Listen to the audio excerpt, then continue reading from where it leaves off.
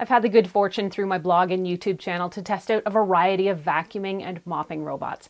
These devices can be really expensive, so I know you want to know if it's going to be worth it. I'm Erin from TechGadgetsCanada.com, and I feel like over the years of testing and setups, I've come to know what makes not just a good vacuuming robot, but a great and efficient one. When the makers of Neato's line of vacuum robots asked me to review their new Neato D7 here, I jumped at the chance.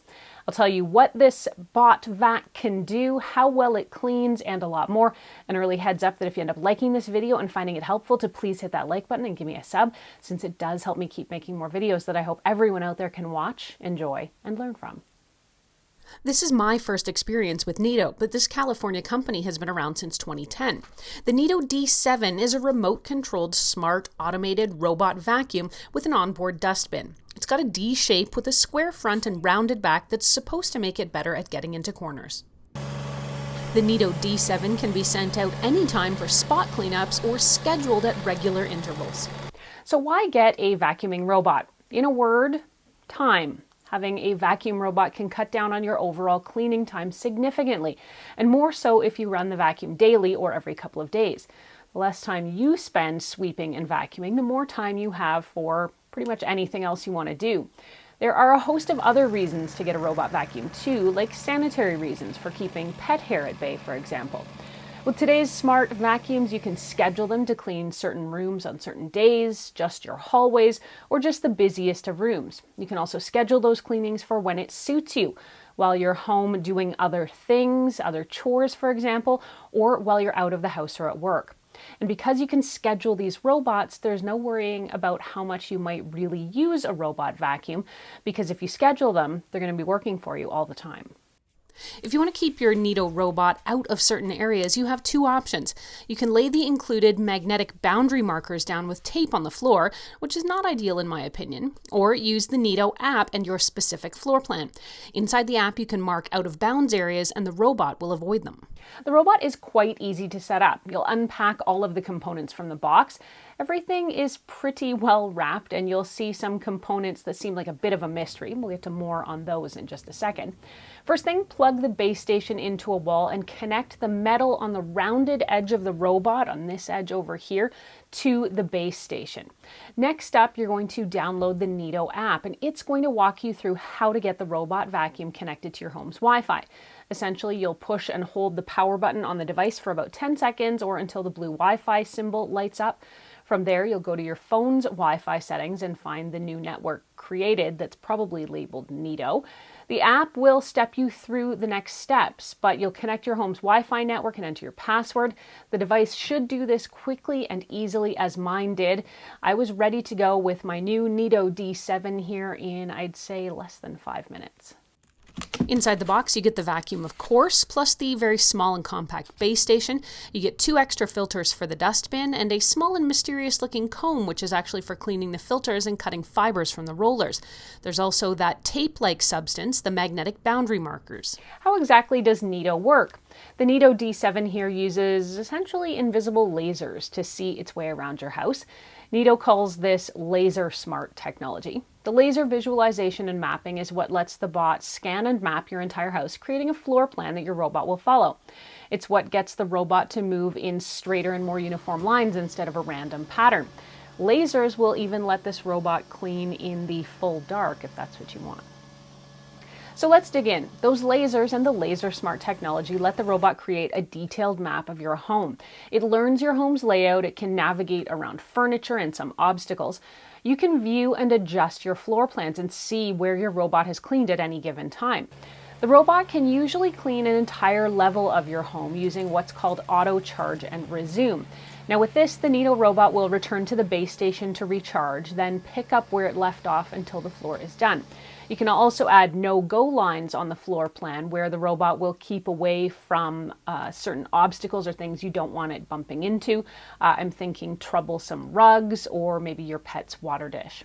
In order to delineate rooms and place boundary markers, you do need to do a special mapping run. The app will tell you about it and just basically let it do its thing.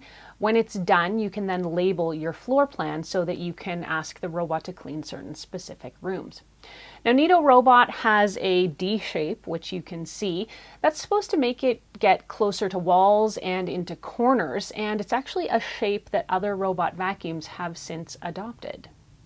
The Neato D7 vacuum robot works on all floor types and can easily move between carpet, wood, tile, and laminate floors. I have carpet, tile, rugs, and hardwood in my house, and the Neato was able to navigate all of it. Using the Neato D7 is easy, and you've got a few different ways you can operate it. Just push the button on the device and it'll go out and clean.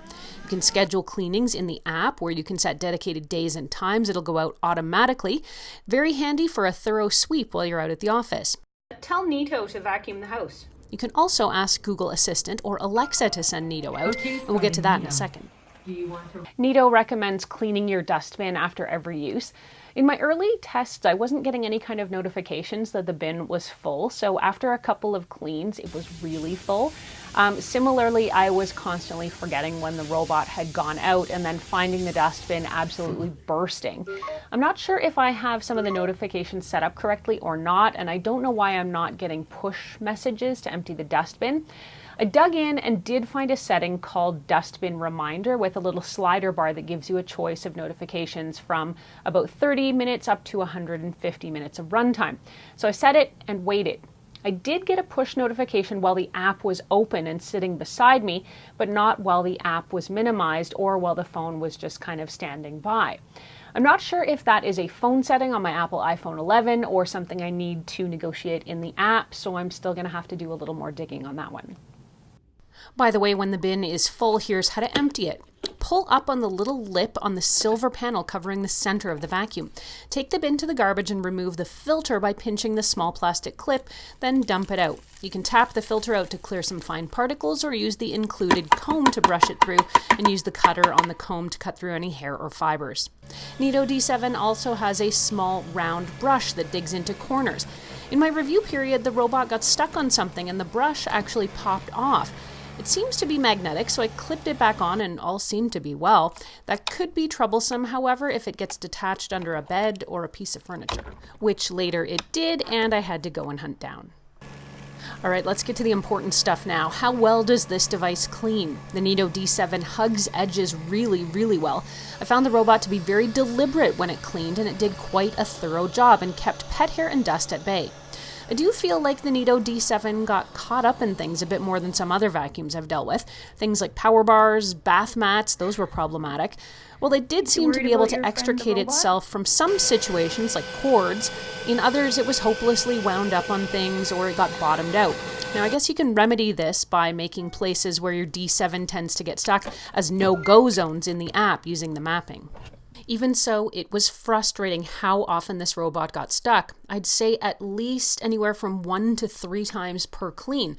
And that's one thing if you're home, but if you're out, that's the end of the job. I generally don't like to compare brands, but another robot vacuum I've tried almost never gets stuck. Tell Neato As I mentioned earlier, you can also link your Neato D7 to Google Assistant or Amazon Alexa so you can issue voice commands. This basically involves going to either the Google Home or the Alexa app and linking Neato. It worked really easily, and if you need full instructions on how to do this, I'm not going to get into it in this video, so head over to techgadgetscanada.com for the details.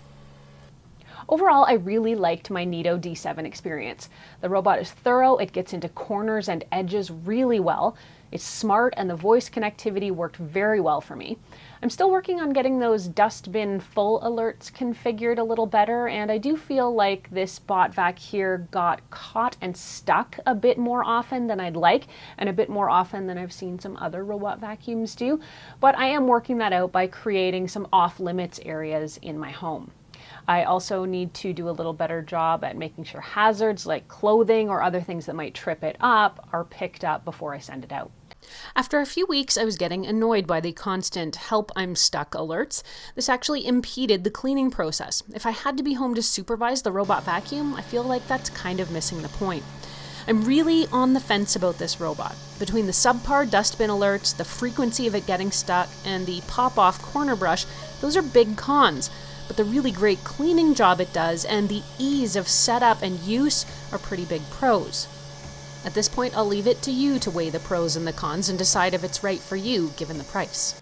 The Neato D7 bot vac sells for about $900 to $1,000 Canadian dollars, and you can get it from places like Best Buy, Amazon, and Canadian Tire.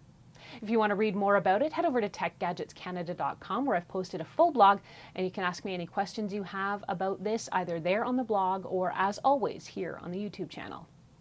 If you liked this video and found it helpful, please hit that like button and give us a sub, since it does help us keep making more videos that we hope everyone out there can watch, enjoy, and learn from. Thanks so much for watching. I'm Erin. You can catch me on Twitter or Instagram until the next time. I'm at ErinLYYC. You can also always find me at facebook.com/techgadgetscanada.